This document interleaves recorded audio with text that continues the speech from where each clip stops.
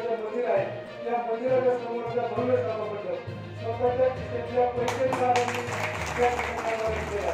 आणि दादा मी आधी काही बोलत नाही, पण आमच्या सगळ्या ग्रामस्थांनी वर्षभराला नवस केलेला आहे की तुम्ही 23 तारखेला भरभर मताने निवडून येणार आणि निवडून आल्यानंतर तुम्ही बाकी वर्षभराला त्या ठिकाणी यायचे समस्त होण्यासाठी आपण या गावामध्ये आला. मी आपलं मनापासून या ठिकाणी स्वागत करतो आणि आपल्याला विजयाच्या मनापासूनच्या शुभेच्छा व्यक्त करतो आणि आपल्याला विनंती करतो की 2 शब्दामध्ये ग्रामस्थांना संबोधित करावं. आई वर्षोबाई वर्षोबाईंचा आशीर्वाद आपल्या सर्वांच्या पाठीशी आहे. सर्वांनी आपल्या सर्वांचे नेते आणि आदर्श व्यक्तिमत्व आपल्या या तालुक्याला तिथे दिशा देते. आमदार कसा असावा हे साधेपणाचं जर संपूर्ण महाराष्ट्रीय ग्रामीण भागाचं उदाहरण द्यायचं म्हटलं तर ते सर्वश्री बाळासाहेब ठाकरे यांना मला श्री द्यावा लागेल. अतिशय साधं व्यक्तिमत्व लोकांचा विकास केला. राज्याच्या भाषणाच्या सहकार्याला खूप दिले आहे. तर त्यांच्या काळाप्रमाणे त्यांच्या त्या वेळेप्रमाणे त्यांचं प्रचंड मोठं विजय होतं. तर सगळ्यात जास्त मतदार आणि सगळ्यात जास्त पाण्याची सोय या तालुक्यामध्ये कोणी केली असेल तर ती बाळासाहेब ठाकरे साहेबांनी केली. ते मला सांगायला लागेल. सन्माननीय आमच्या भगिनी सुनीताताई बोराडे या ठिकाणी उपस्थित आहेत. आमच्या भोळेताई उपस्थित आहेत. यशवंतराव आहेत, दत्ताभाऊ आहेत, लोकांची देवकर साहेब आहेत, आमचे नानाभाऊ मास्तर आहेत. त्यांनी 15 वर्ष आपल्या गावचं संघटन होतं सांभाळलं. त्या दादाभाऊ ठाकरे या ठिकाणी उपस्थित आहेत. आपले सन्मान्य सर्व उपस्थित आहेत आणि त्यानंतर आपले सरपंच गवळके, लोकांची घालावे, आमचे कुशवाजीचे संचालक आणि उद्योजक सन्मान्य संतोषजी दुबळे उपस्थित असलेल्या या माझ्या प्रयत्न झाल्यानंतर अशाच्या मुलीला प्रेम अशी आपल्या गावामध्ये कधी मानवाई आणण्यात वेळेला नाही असतो. ते म्हणजे माझा भाऊ हा सगळे ते दुबळे या ठिकाणी उपस्थित आहे. उपस्थितामध्ये आलेल्या अशोक, त्यानंतर आमचे डॉक्टर लौके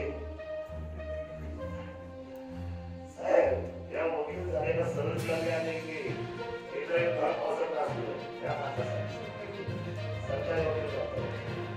त्याचं कारण असं आहे की माझ्या आदिवासी काळातला मुलगा हा सरकारी वकील झाला. माझ्यासाठी ही फार मोठी प्रगती बाजूने आदिवासी काम झाली आणि मग आम्ही त्यावेळेला हे माणूस आम्ही घर पावसामध्ये असलो होतो. त्या मुलांनी कमाल केला. सरकारी वकील कोण आहेत म्हणजे विचारधारा त्या आपलं स्थळी कोणी करतात हेमंत असेल, आमचं मनोज असेल, एकाचे नाव गाव अपेक्षे नाव आहे, आमचा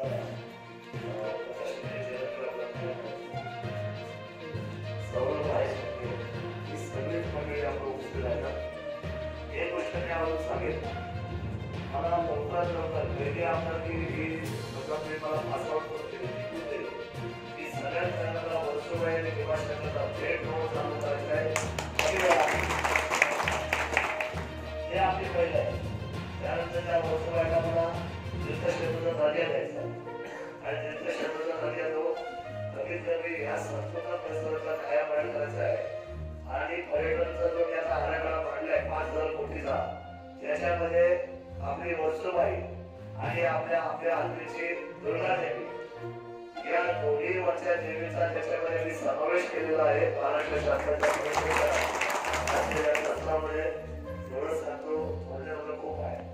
खरं तर मी इथे वर्षातून 2-4 येतो तेव्हा आठवडे दुसरी माझी तत्व वगैरे घेतली झाली तसं त्याच्यावर प्रेम आला किंवा काही आपली आम्हाला सरकारी यावं लागतं आणि इकडल्यानंतर इथं जेवण आणि जेवण थोड्या माझ्या आनंद आल्यानंतर खरं तर कुठल्या गोष्टीची खाली आपल्याला मोबाईल मागत राहायचं म्हणजे आपले जर खूप वाटलं की आपण पोहोचलं आपल्याला शांतता पाहिजे त्यावेळेला आपल्याला थोडं सकाळचं जेवण मला सांगायचं आणि मग आरामात बोलून बसायचं. खरं वातावरण निसर्ग आहे आपल्याला हे निसर्गामध्येच आपल्या विकासाची ताकद आहे.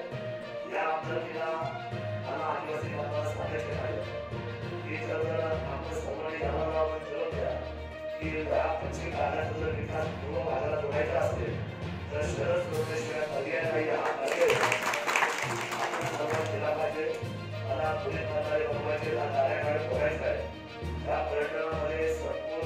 आपल्याला आपला दक्षिण भाग घ्यायचा आहे. छत्रपती शिवरायांचा त्यानंतर सगळ्यात उंच पुतळा दिल्यानंतर हजारो लोकांना कोकणाला लावायचे, त्याच्यामध्ये 100% आदिवासी बांधवाचा रोजगारामध्ये समावेश करायचा आहे.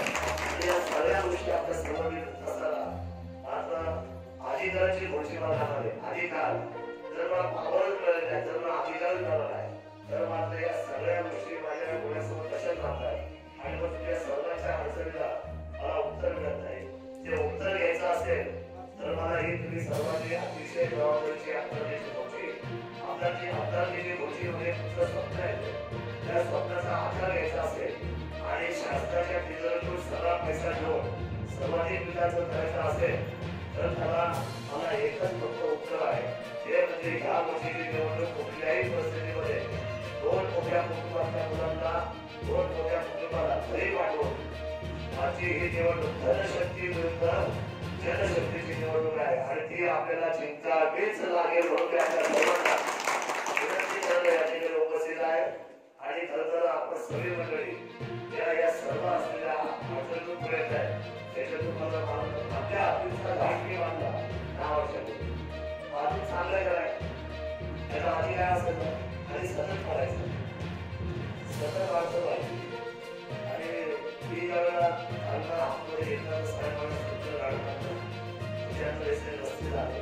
आज आपल्या दोघांकडे जाताना आपल्या दुसरा जाताना त्याच्या गावाचे येताना आज तुला रस्ता डोंगराचा आपण त्याला वर पण घेऊन गेलो आणि आता सगळ्या गाड्या कवरसुबाच्या बहुतेक ग्रामीणामध्ये जात आहेत. हा सगळा बदल होत चाललेला आहे आणि या बदल आपला अपेक्षित आहे. फॉरेस्टच्या खूप मोठ्या आपल्या लोकांना त्रास आहे, पण ती आपल्या देशात गोष्ट आली त्यामुळे फॉरेस्ट